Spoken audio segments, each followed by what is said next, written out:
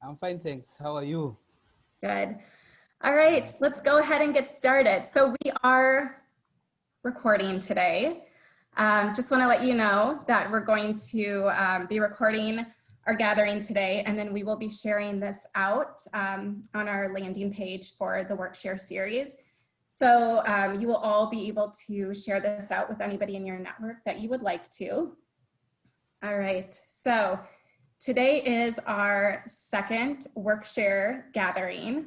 We are hosting this series this fall to give you a glimpse into some of the really amazing projects and programs that we are that are happening right now, but also more importantly, who are some of these incredible people that are making this all happen. And so before we go ahead and get started, I just am kind of looking around to see who all is here. Feel free to turn on your video if you would like, so we can see all of you. When I was looking just a second ago, it looks like we've got Alight staff calling in from Rwanda, Uganda, the Somali Peninsula, Thailand. I see Fifi, hi. We've got, look at this, we have so many people who've traveled with us. I think I just counted over 15 people who've traveled with Alight. I can see there's at least 10 people on this call who have spent time in Nakivale, where we're going to be talking about today. So really amazing. Hello, Anna. I see that you're here too. Hi, everyone. Who else do we have? All right, you guys are all here. So let's go ahead and get started. So what we're going to be doing today is we have two of our speakers here that are going to share with you, and we're going to do kind of like a get to know you exercise in the beginning, and then we're going to jump into a share out presentation, and then at the end of this we're going to have some time for a little bit of Q&A. Again, this is a casual space, so if you need to get up at any time, get some more coffee, some tea, bring your breakfast to this call. However you want to be here this morning or this afternoon or evening works great. And so again, use that chat feature however you want. If there's anything you want to share out, anything that's resonating with you, questions that you might have, I think my teammates are going to capture some of that, and then we will be sharing that out. So we'll collect all of those questions for later. So the last thing we're going to do before I really jump in is I'm going to ask all of you to get off of mute. I just want to start this call with all of us greeting each other, however you would like to greet everybody. So go ahead, jump off mute. Hello, hello. Good afternoon. Hello, hello. Hello. Hello. Hello. Hi, everybody. Hi. Hello. Hi. Hello, everyone. All right, you can go ahead, jump back on mute. And then, so I will say there's a couple of people on this call that I haven't had a chance to meet yet. So I'll just do kind of an introduction of who I am. My name is Nadia, and I am part of the Global Connectors team at Alight.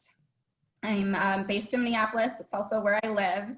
And my role, along with our team, is to be here to invite all of you in to be a part of the humanitarian work that Alight is doing. And so if ever you are wanting to talk more about a specific project or just in general how you might plug in to the work that we're doing, I'm always available for coffee, maybe virtual coffee right now, hopefully lunches again sometime in the near future.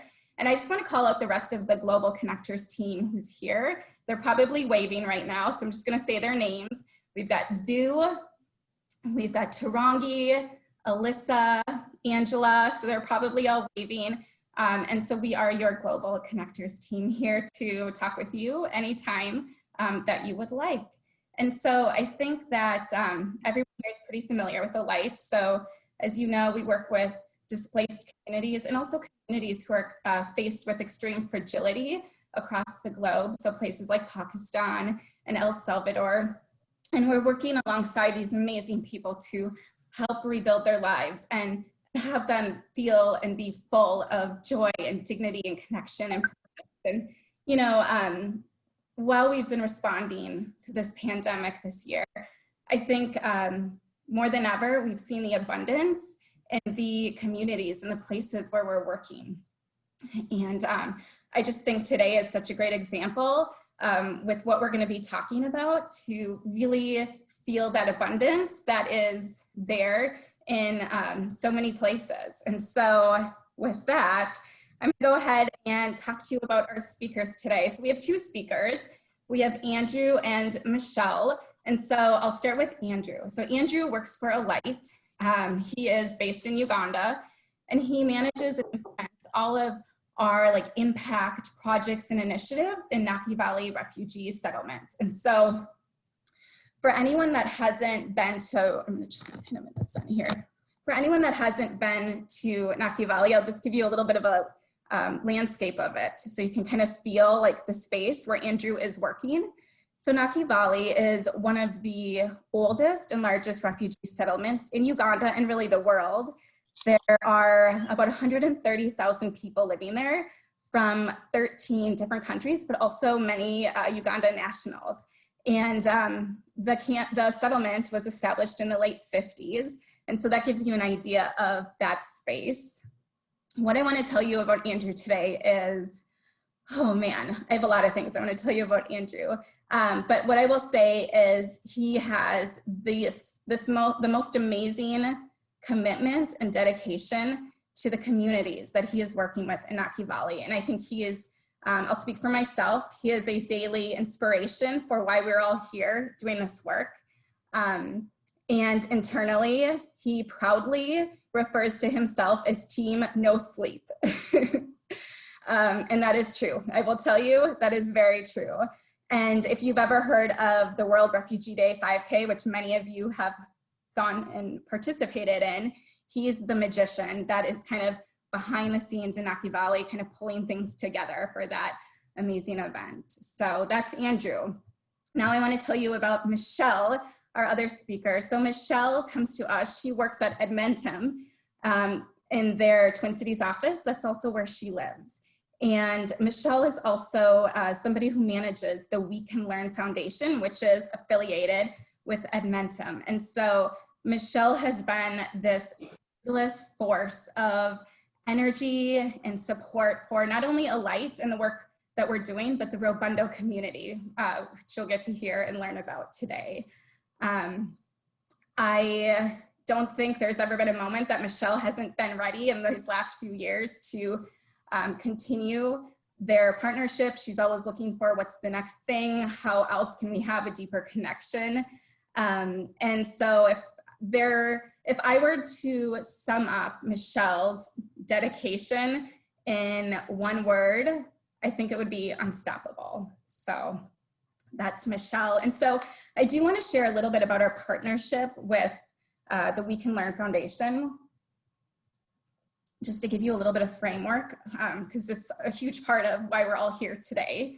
So the We Can Learn Foundation came to Alight at a really pivotal moment for the Rubondo community.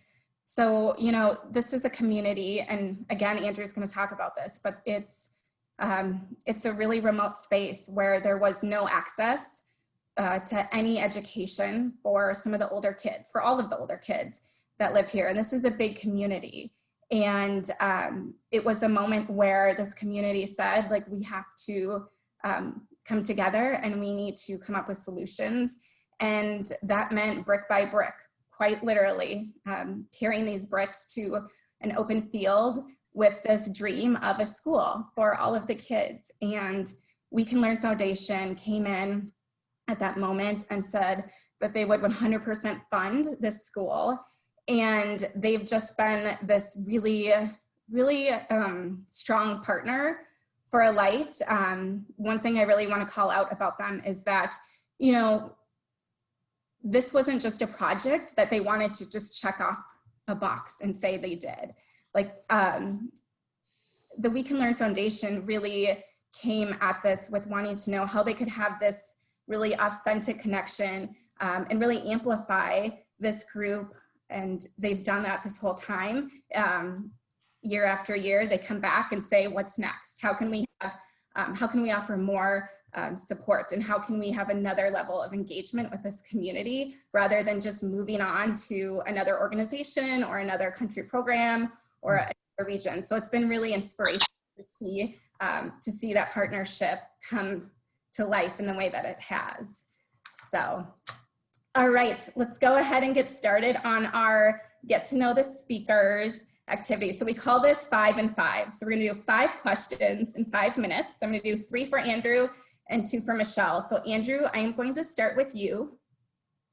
And your first question is, what does your typical day look like? Thank you so much.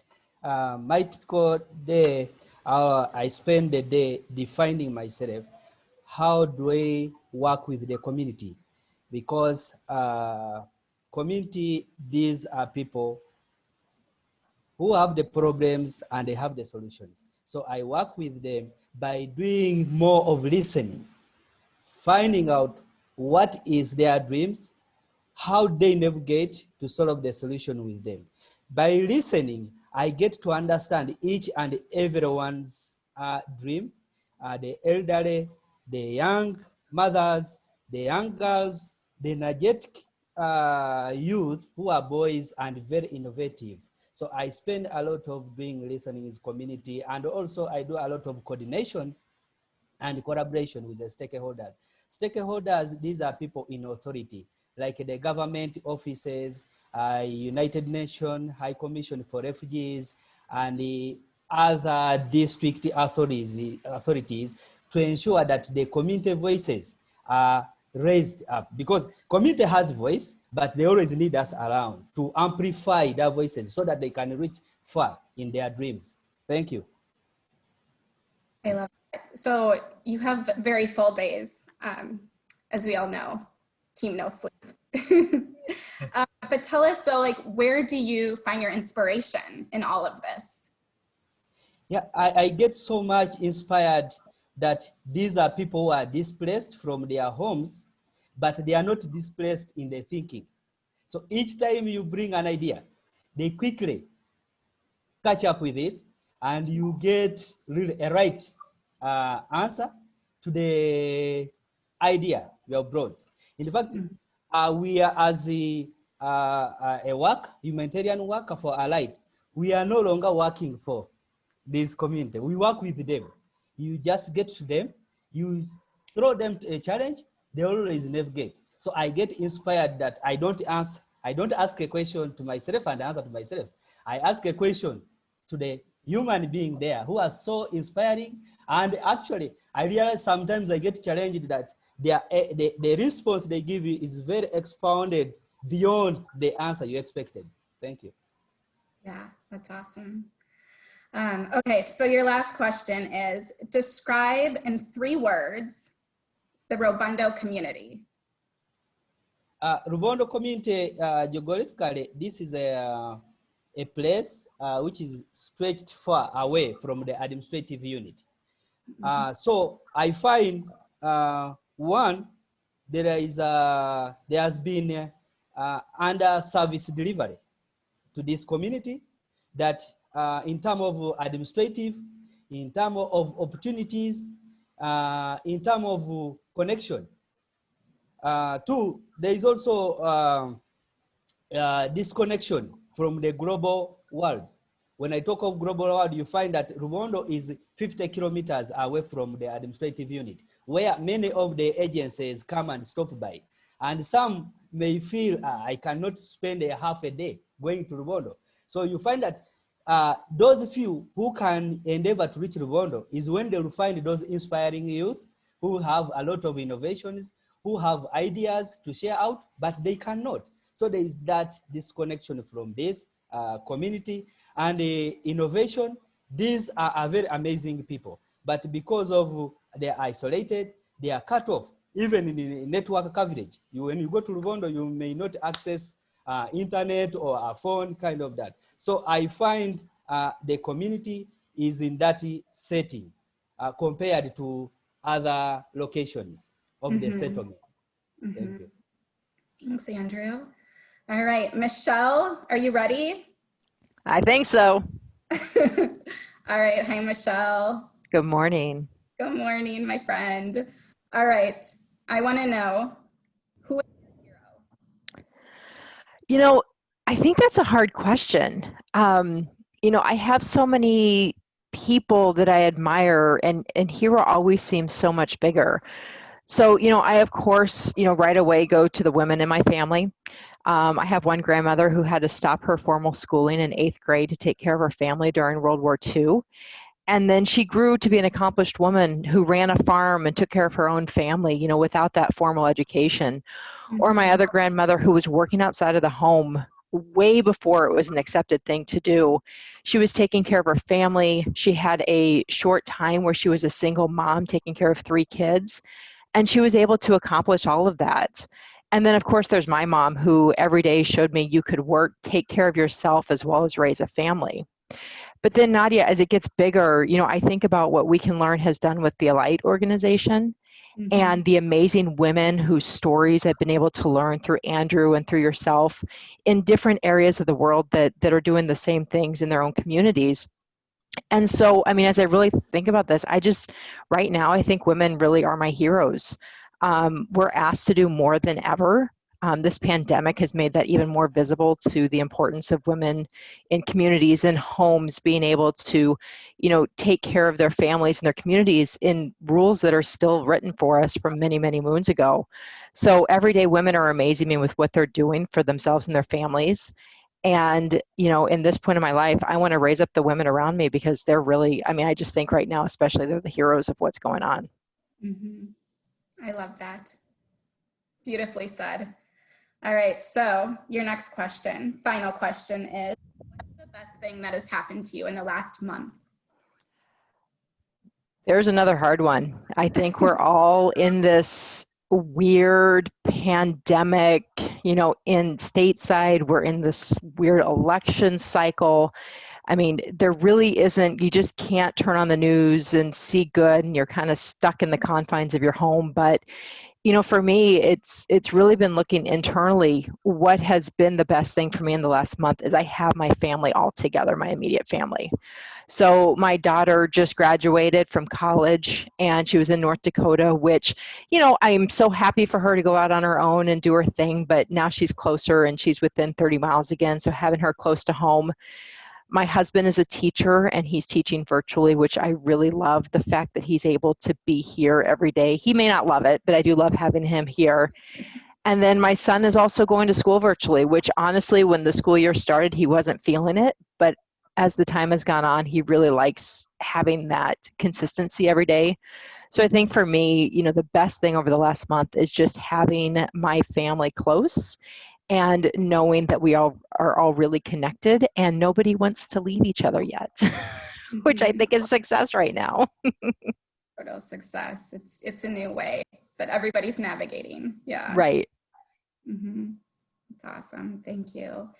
All right. So let's go ahead and move into our presentation.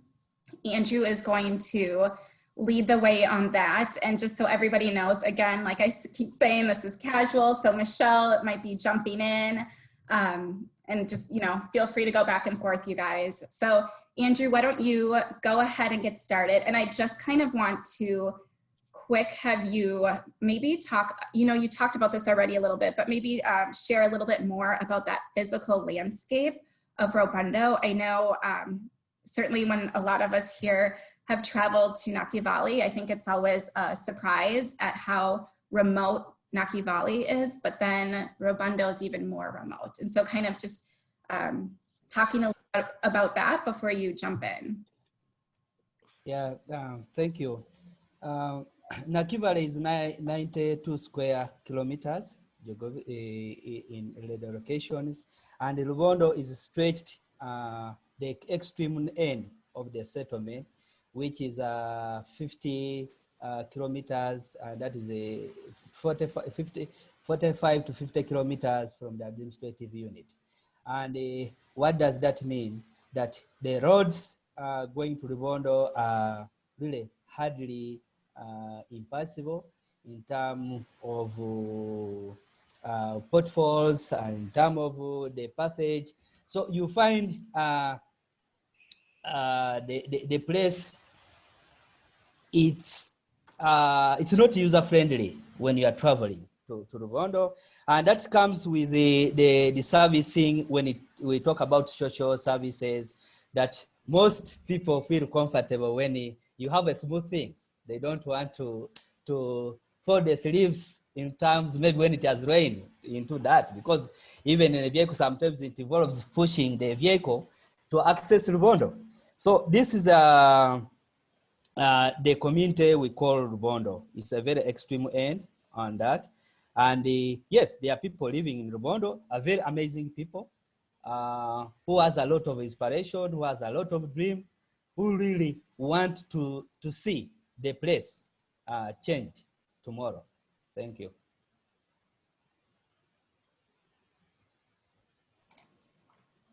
Thank you, Andrew.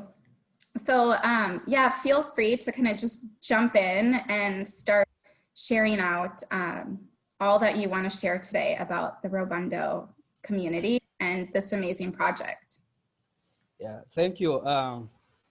Rubondo community, as I said, is a very amazing and inspirational community that as Alight, we are the protection agencies. We look after the well-being of the refugees, right from seeing that these are human beings who have access to education, have access to health, and all social services. So Rubondo had a dream of secondary school 10 years back. And at one point, they tried to come together and they started a secondary school. But they could not go through because they had no direction. What does it mean? There was no a team or individuals really to support them push their dream. So in 2017, they tried to come up with this idea, but then they could not move further. It's when Alight, through Changemaker 365, that's Changemaker 365, it means in a year, there are 360 days that Alight is working with the community to ensure that there is a positive impact, life change in someone's life on daily basis across the world. It may not be particularly in Rubondo, it can be in any other place, but in the 360 days, we are doing what we can. That's why we call in our values, our right values, doing the doables. Do something within your means to really to change someone's life. And changing someone's life here also does not mean relief, giving out something or an item, but it starts with the mindset. How do you listen to someone? How do you ideate, share ideas with someone to ensure that this person realizes, yes, I have a challenge here. How do I move to have a solution? And how do I get out of it and celebrate? Or if I fail to get a solution, how do I draw back? So in 2018, we have what we call a 5-kilometer run, which we always organize for the Nakivale community to celebrate their World Refugee Day. So here we had to engage the community as a way of entry point for the run. We asked them a simple question: how do you make your community a better place to live? And this was an open-end question where the community of Rubondo, almost 99%, were saying, we need a secondary school. So we got so many ideas asking about secondary school out of Rubondo. And before we could rethink how to start about a secondary school, the community, I think, Alisa, you can move to the next slide. Yes, before we think about whom do we knock to, where do we start from, which partner should we go to, or stakeholder, the community, women and the men had started to mobilize the stones, had started to mobilize the bricks to construct the secondary school. And that is when they came in to Alight, asked Alight, yes, we remember submitting our ideas. Or are you willing to come and offer support to us? Yeah, we had to say, yes, we can join you on the challenge. So it's when Alight moved into Rubondo Secondary School by providing nails, by providing bricks, cement, and the iron bars in the first phase of construction. At least I move to the next slide.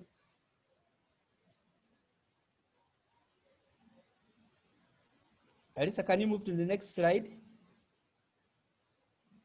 Hello? Yes. Yes. As you can see, that was purely the community engagement when the dream is turning into a reality that community started building. But here I wanted to let you know on this construction that this engagement was both refugees and the host community. As I said, that nobody feels pain of the challenge of the situation they go through than the refugees themselves. These people knows the day they started the journey. But again, when they come in a place like Nakivale, they also find the host communities. These are the neighbors, people, the Ugandans, people who are living around.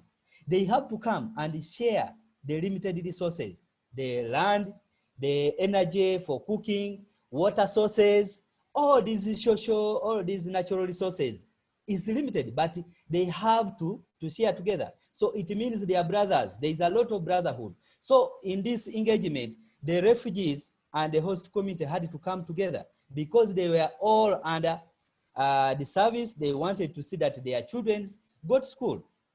So they teamed up, the host community and the refugees, to start this work. And this work is done by refugees themselves. That machinery, the labor force, the materials and everything is got within there. So here, at this stage, when we are seeing the dream coming into a reality, there was a sense of ownership. There was a sense of belonging that people have started now seeing the direction that tomorrow there will be a better future. We move to the next slide. Hello, Alisa, you moved? Yes. You would see here students are getting into a class. First, they had to borrow a classroom at the nearby primary school to start their learning. So they had to study in 1 month in the nearby primary school, because that time the primary school had not yet got all the pupils for upper schools and the lower classes. So they had to go to the primary school next to the location of the school, said, hey, help us dear, we want to start this. And you see also the desks. These desks, it was a contribution of the community leaders. Community leaders, these are the church members, the church leaders, these are the mosque. So these people had to come to bring the contribution. They would bring these desks on Saturday evening, on Sunday evening, so that students access the sitting on Monday, from Monday to Friday. Then Saturday, they carry them back to the churches, which is not an easy task, but they were doing willingly because they wanted to see their children get a better future tomorrow. And also on this point, I'd want to point out that as you see these students, there is one student who had 3. He's a 28 years old man. He had 3 students studying here. But he said a story that I would want to see my children have a better future than myself tomorrow, because I cannot access any small opportunity in these agencies working in the settlement. Be it an interpreter, I don't know English. Even when I go to the meeting, I cannot speak English. I'm tired of being signed for. Even when they bring attendance, someone has to sign my name. So I'm studying with my children, for me at least to be able to access how to read and write. For me, it was so amazing, and I got so much pushed that we have elderly studying with their children. So it means that age is a number in education. Move to the next slide. Yes, thank you. At this point, I would want to talk about our solution plan to this. But before I get to solution plan to this, I would want to talk about Rubondo. How many students were accessing secondary school? You realize in Rubondo, we had only 4 students accessing the nearby secondary school. That was a Nakivale Secondary School, which is 45 kilometers away. So a child has to walk like almost 95 kilometers averagely every day. And the lessons begins at 7 a.m. So that is, I wanted to give you the picture of Rubondo and how education became difficult, so that you find that students were dropping out from school when they attend primary schools from primary 1 to P7, graduating to go to the secondary, they will drop out. And when they drop out, what does that mean? It brings a bigger insecurity in the community that they will not access education. And if you don't access education, means that you have cut off from the global connection. 2, for the girls, they would have issues of early marriage, that girls after primary 7, a girl of 13, 14 years, underage, is being married off because she doesn't see the future, and the parent doesn't understand what's the future, because traditionally people say, oh, a woman is supposed to marry and bear children and take up a responsibility. But was it a right age to do this? So you'd find that this, as a Alight who is doing protection, really we got so concerned, and really it was is a bigger challenge that you are seeing younger children get married, and some of them, they are not yet into that maturity of productive age where they will develop even complication, which end up with healthy issues when a 13-year-old is giving birth, kind of that. So this is the whole context of Rubondo, how the life has been. But then we had to move forward swiftly to see how do we put up a solution or a plan. Yes, as I said, for us as Alight, we are not education partners in Nakivale, but we are protection agencies, that our collaboration, coordination, and engagement with other stakeholders is a key. So that's why we find that we had to move in this to ensure that the lives of these people is really upscaled by attaining education. And Rubondo, as I stated earlier on, is an amazing place that from four students, we had to go to 110 students attaining a secondary school in Rubondo Primary School. So you see the difference of 106. This is a very big, and this tells you that these are problem solving, because girls, one of the students who is a girl, one day she told us, do you know the reason I feel like not going back home in our community? Because whenever I go home, always I'm portrayed like marriage materials. So when we are here at school as girls, we feel we are safe. Actually, they call it, if you don't want to call it Rubondo Secondary School, they call it it's a safe haven, because they feel when they're at school, they are really protected. And here we say, educate one girl, educate the nation, because we really, even in Ugandan government, we are promoting the education rights for the girls, because this is where most of the issues have been rotating around when when young girls are not attaining education, it means a problem. And that's why we are saying that peace for women, peaceful community. That's why we are sending these girls to school.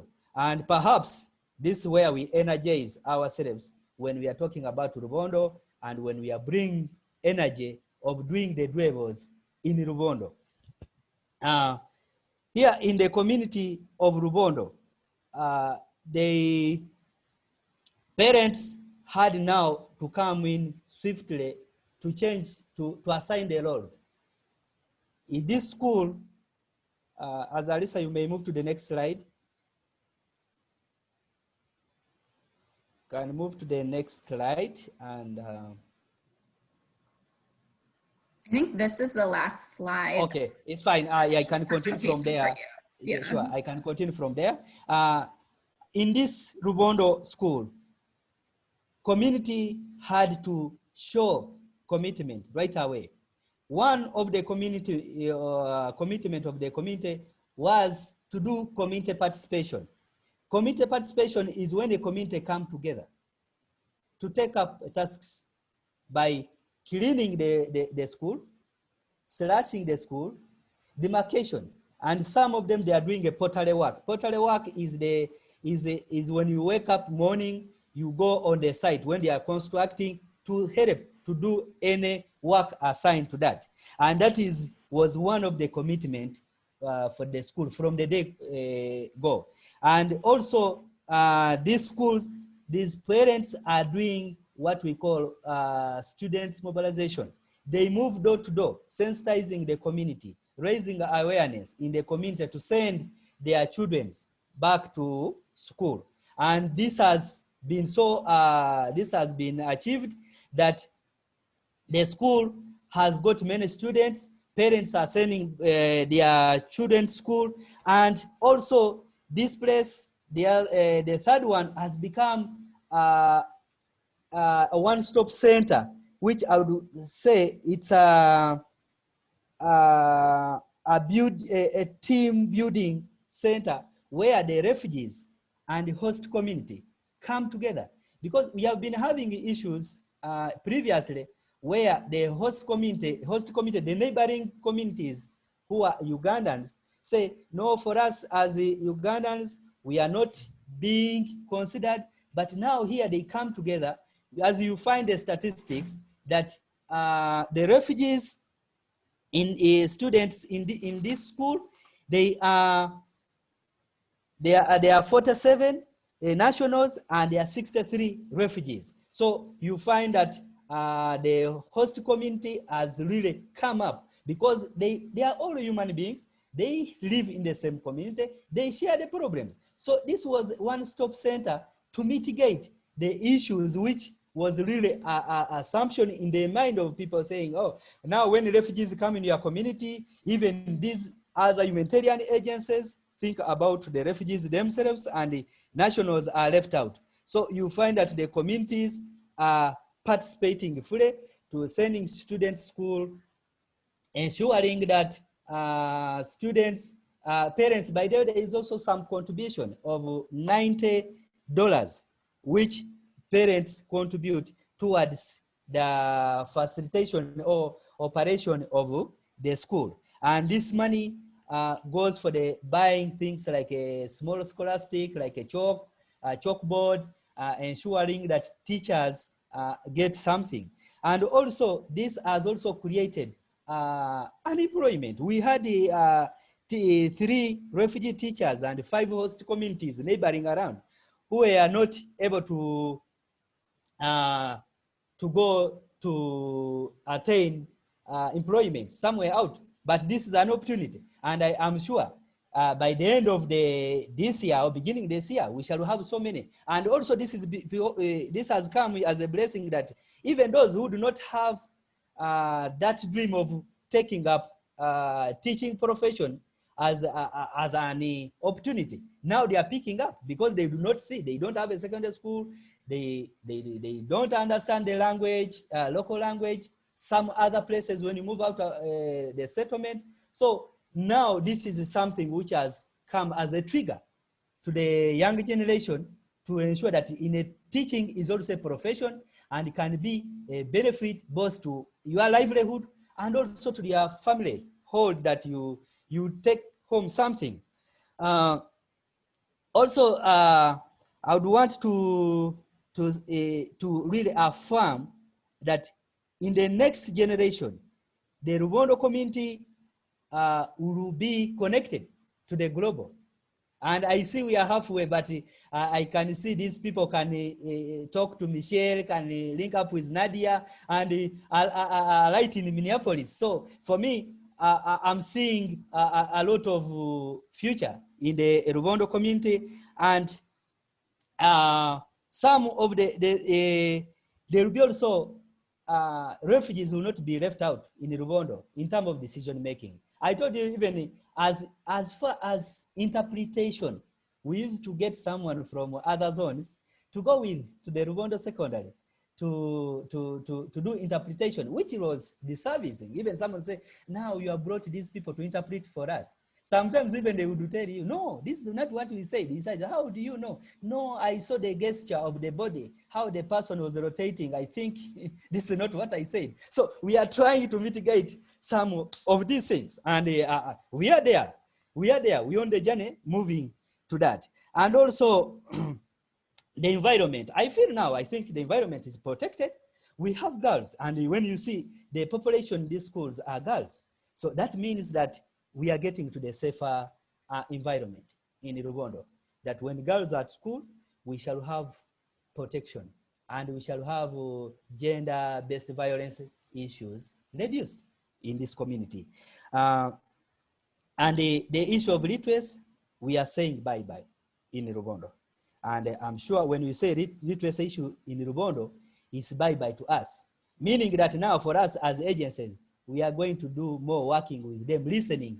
We are not, because you realize if someone has not attained education, then you have to work for that person.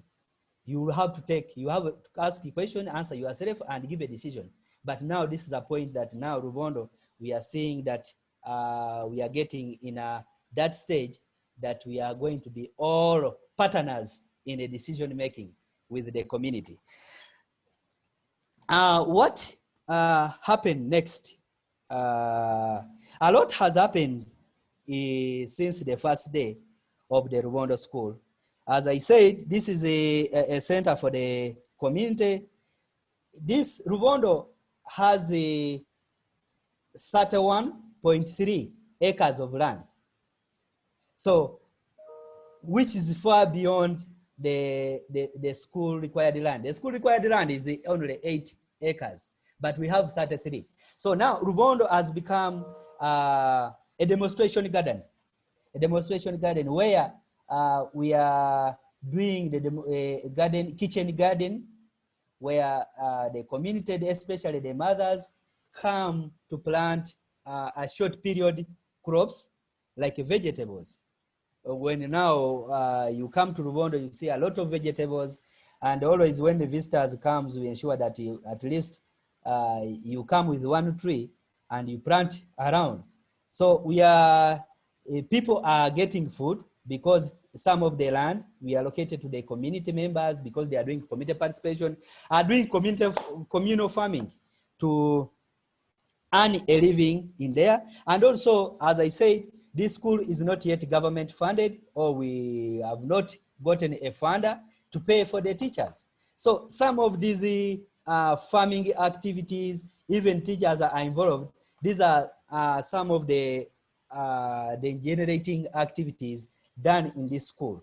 And also there are these parents who may not afford to pay the $90 annually, but they are farmers. So they are asked to bring maize and beans because children are having a feeding program at school. And also, how do we, besides education in the class, how there is co-curriculum activities, which of farming, where you want to bring up a responsible citizen in the community. The school engage them because we have the subjects, which is agriculture, which involve a lot of farming. So we engage these students to take up some of these farming activities in the school. And also Sustainability. This school, as I said, is a dream for the community, and they carry it like their babies. But there is a lot of sustainable activities we have done. We have installed the solar panels in all these school, in these classes, actually, and outside. When you come to Rubondo, it's like a city. It's shining because I'm very convicted that education is light. So where there is a light, there is education. So that's why we want that to having these solar panels, students are able to access more lights and do extra reading at school. And also this energy runs even the offices of the administrative at the school. And and in this COVID time, most of the schools in Uganda are closed. I think they are planning to open the education system this month, but that will not be, it will not cater for all. But Rubondo, we did not stop. We had to move ahead with a lot of activities by securing the future of the students. We had to construct. Andrew, this is amazing. I just want to check in with you on time because we're getting a little bit close here. Yeah, go ahead. Yes, yeah, we had to put up the construction of the laboratory, science laboratory, and we have put up the computer lab, and also we have engaged the Ministry of Education through the Office of the Prime Minister to allocate officially, which we got a letter, the land, so that this land is moving from the Office of the Prime Minister to the Minister of Education, that now any infrastructure is free. So those are some of the happenings at the Rubondo Secondary School. And this point, I would want to really to give a very big thanks to Michelle, We Can Learn Foundation.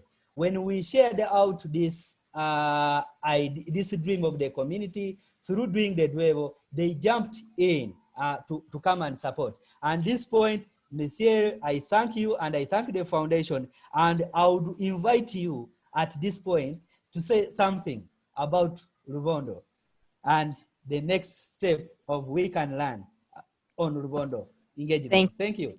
Thank you, Andrew. The stories and the information you continue to provide about what is happening on the ground in the secondary school just is heartwarming. So We Can Learn is only a 2-year-old foundation.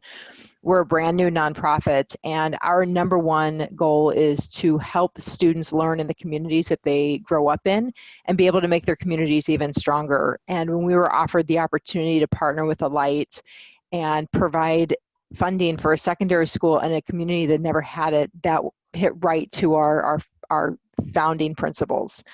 And we are excited to come and visit. We were hoping to be there this year. Obviously, pandemic kind of puts everything on hold, but we want to continue, supporting this community. We don't want to just, drop some funding in and go on to another organization. We want to make sure that we're helping this community grow and continue to do what you guys are doing best. And we are so honored to have helped in even the small way, Andrew. So thank you for all the work that you've done. Thank you, Andrew. Thank you, Michelle. You guys are like the most powerful duo partnership to exist. And so I think it's, yeah, I also feel very honored just to have been a part of this over the last few years with both of you. So we are going to jump into questions. And we're also probably only going to have time for just a few of them. But so what we will do is we're going to save the chat after, and we'll just reach out one-on-one to all of you to be able to answer your questions. And so I'm going to start here with the first one that came in from our friend and board member, Maureen. So Andrew, you spoke of the desire and need of parents and the community to actually see that the education of their children makes a difference. What kinds of changes must they see in order to believe that the education is worth the effort? Yeah, thank you so much. One, they've realized that education worth it by in a recent data collection. So most of this Rubondo Secondary School, they are the students who are being involved to support agencies to collect data, to collect information within there, which was not the case before. So that is a roadmap for them to realize. And as I said, that girls are calling this place a safe haven, that now there is issue of early marriages and the GBV protection are reducing dramatically. So that for me, will you say what GBV is for anybody that doesn't know that? GBV is gender-based violence. Those are cases which happens at home, and most of them, they start with when the man has not attained education, the rights at home between a man and a woman.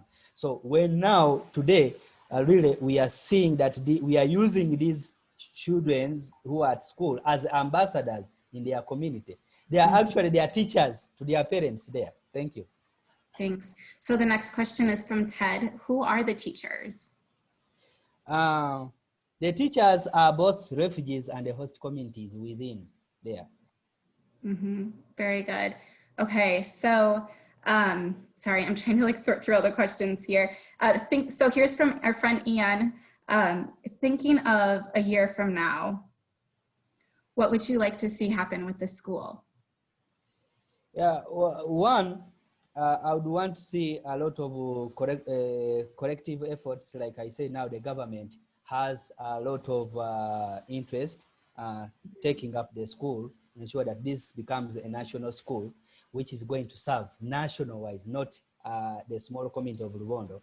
And they have already assessed the school, because most challenging here in the government is always infrastructure, which we began with. So now it's going to be a school aided funding from the government. So we are going to see a lot of global citizen happening here. Who knows, maybe someone from Minneapolis may come and, and take a lesson from here. So I'm seeing a lot of school moving to global level.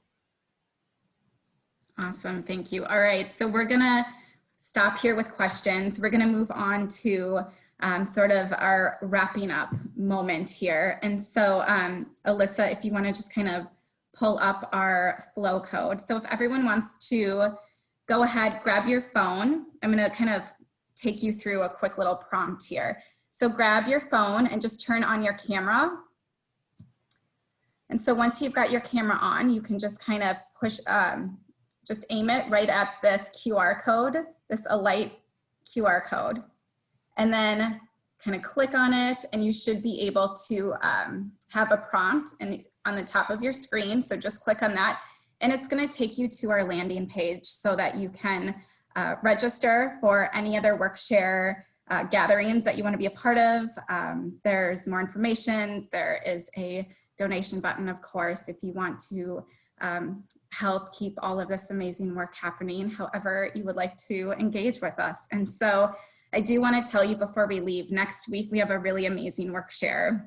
We're going to have Annie from Alight with Sister Astrida, and they are going to be speaking about how Alight and the Catholic Sisters, 1,300 of them, have been responding to this pandemic in 36 different countries. So it's going to be a really amazing Workshare. I hope to see all of you there, and feel free to jump off mute if you're still with us, and let's just like all say goodbye together, and I will see everybody next Thursday.